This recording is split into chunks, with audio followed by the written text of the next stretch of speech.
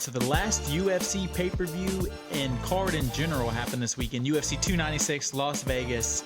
It was a nice fight card, a lot of big fights. It's a big closeout to 2023. Big closeout to 2023. There were a lot of people that complained about the card, especially the back half, but I thought it was fine. I'll call them casuals on Instagram and Twitter. I agree. Honestly, the fight I was probably most excited for, though, on the card was supposed to be the opener. It ended up getting canceled. That's Ian Gary, Vicente Luque. Yeah.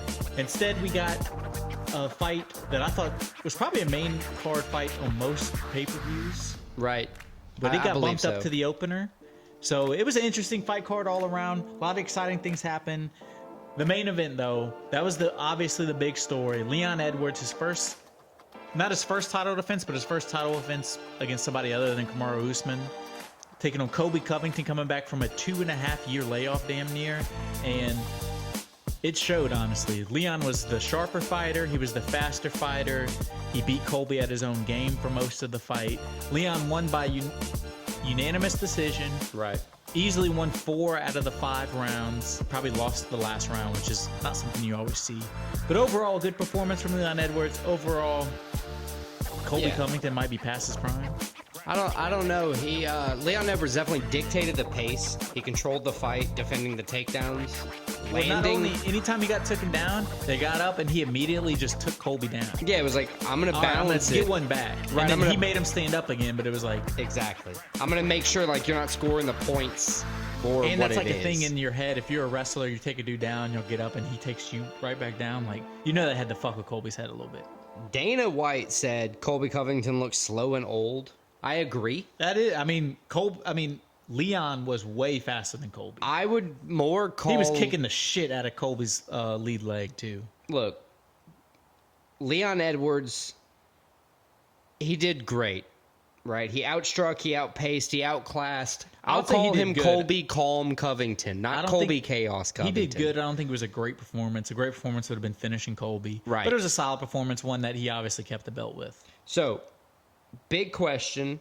Who does he defend it against next? There's a big obvious number 2. Well, the obvious one is Bilal Muhammad, but for some reason... They hate him. The UFC is like hell-bent on not giving Bilal Muhammad this fight. Look, the guy is unbeaten in his last 10 fights. The last fight he wasn't beaten in was a no contest with Leon Edwards. Both guys. Leon has like a 12-13 fight streak. It's a crazy streak between the two. But like Leon 10. Edwards poked Bilal Muhammad in the eye to the extent where they could not fight.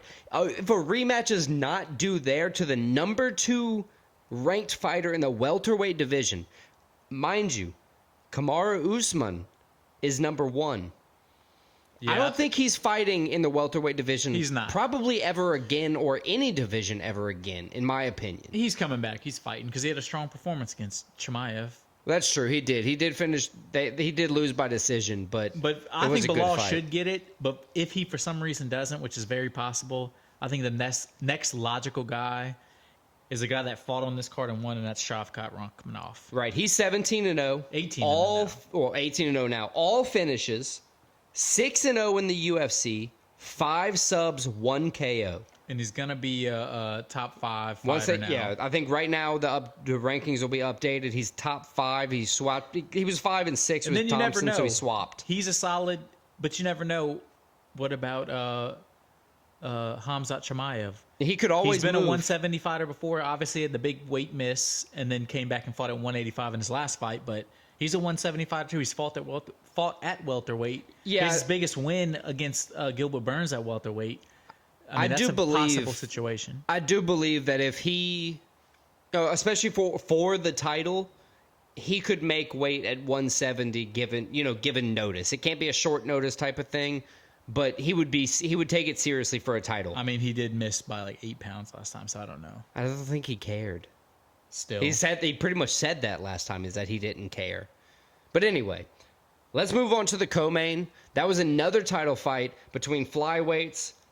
Brandon Royval challenging Alexndre Pantoja. This is a rematch, the second time they fought.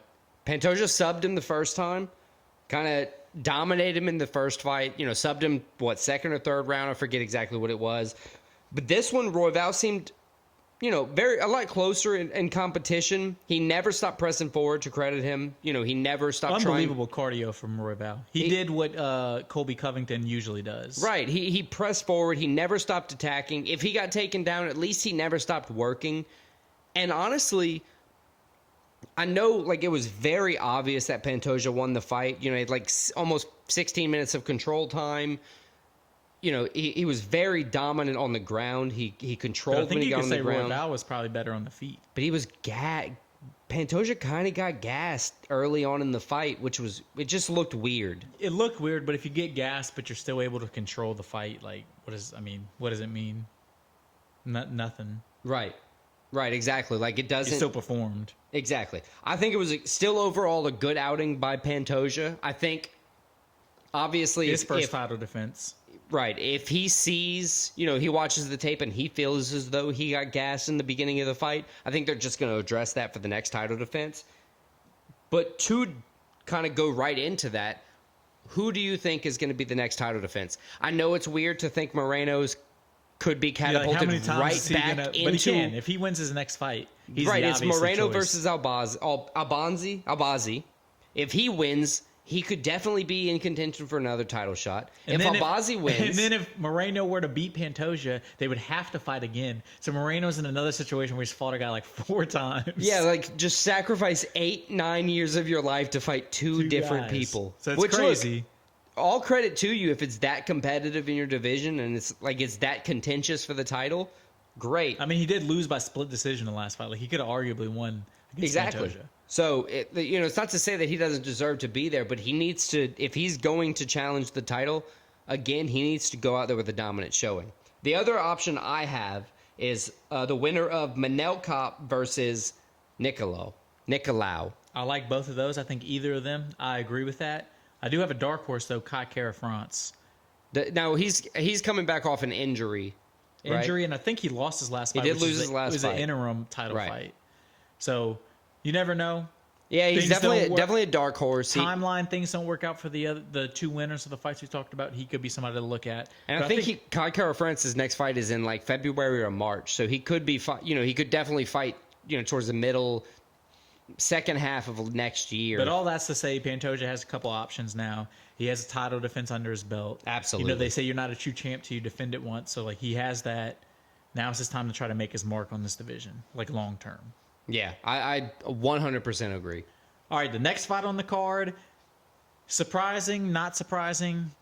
Probably got to lean towards not surprising. Shavkat Rakhmonov defeating Wonderboy Thompson by submission in the first round. Surprisingly, Wonderboy, obviously known as an elite striker, first time getting subbed in his career. He actually has a pretty solid ground defense game.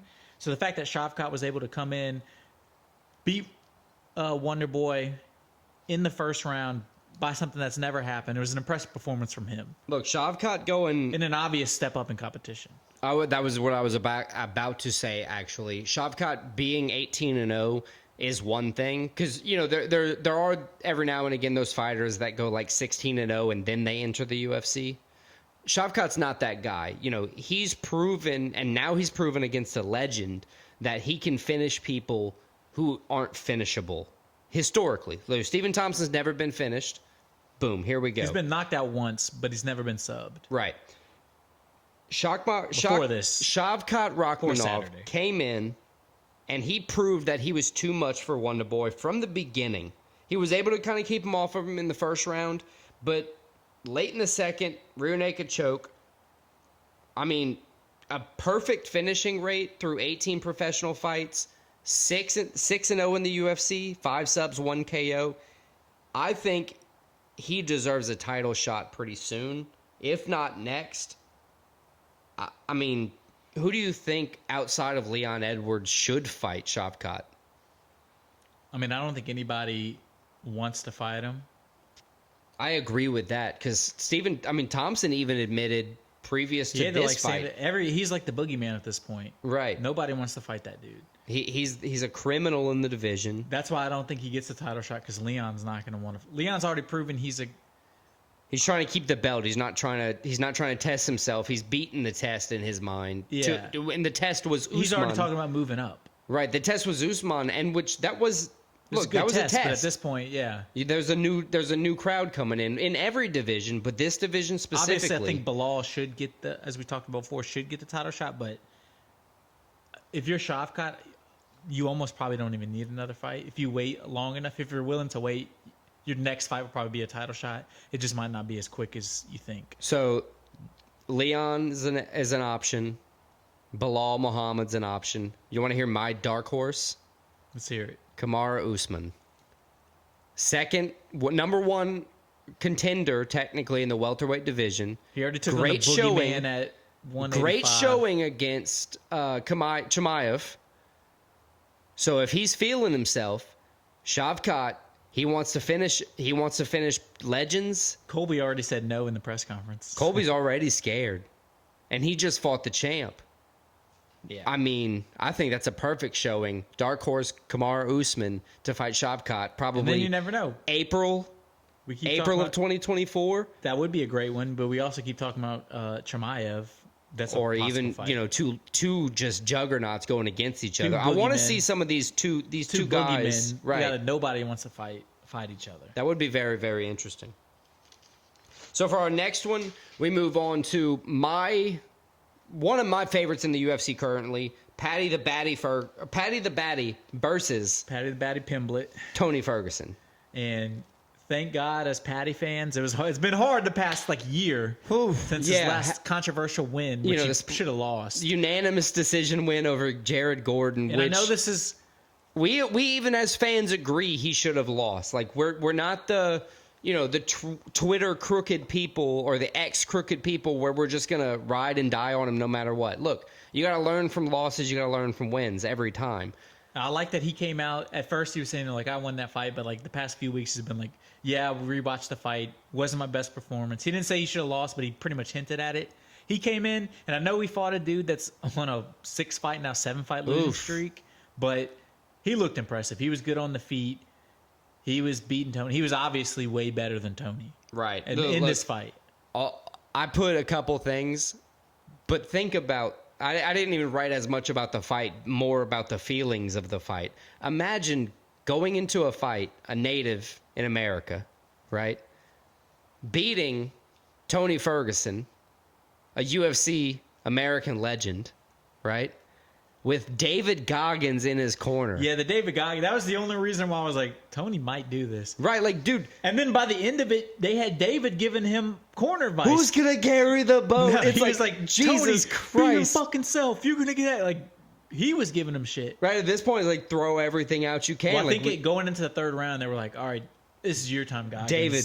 You need to... Mr. Goggins, it's time. Yeah, that's what they tried to do. And... honestly, the third round was probably his best round, but he still lost it. But yeah, honestly, I think Pimblett won in all categories, all 3 rounds. Yeah, impressive performance from Pimblett. What's sad is watching Tony's our hero obviously die. Not himself. Even Dana said in the thing, he's I respect him too much to say he should retire, but I don't want to see him fight anymore. Right, I agree. I love Tony Ferguson. The dude owns the longest winning streak in lightweight history now at 12. And tied. And now the longest losing streak. Tied for the longest losing streak. 7. Yeah. 7 losses. BJ Penn is the only other. And I read on the internet today that they offered BJ Penn an 8th fight, but then he was removed from the UFC due to those things in 2019. Yeah, when he got beat up in a bar. They're you lost that fight? You lost an amateur fight? You're out. So, yeah. And then, I did see a funny thing before we move on. Right. It was a meme, and it was talking about Tony Ferguson retiring, and then it had Jake Paul. It said Jake Paul, and it was the meme of the guy looking. He was behind the tree, looking out. Oh, yeah.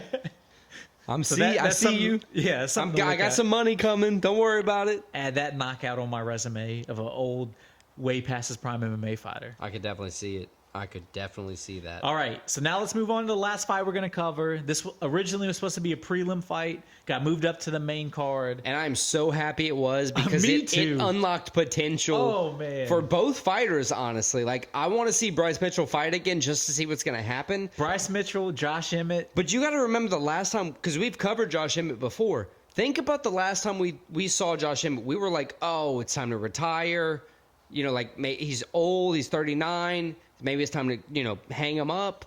He came out here and they never questioned it one time. They're like, he's got brutal knockout power. He literally almost killed Bryce Mitchell. The dude was seizing on the ground. It was truly terrifying. It was terrifying. If you look at the slow-mo, it's just a perfect hook that hit him right in the middle of the jaw. Yeah. He couldn't have placed it any better, and it was instant. Yeah, instantaneously ground, goes out. Knocked out cold.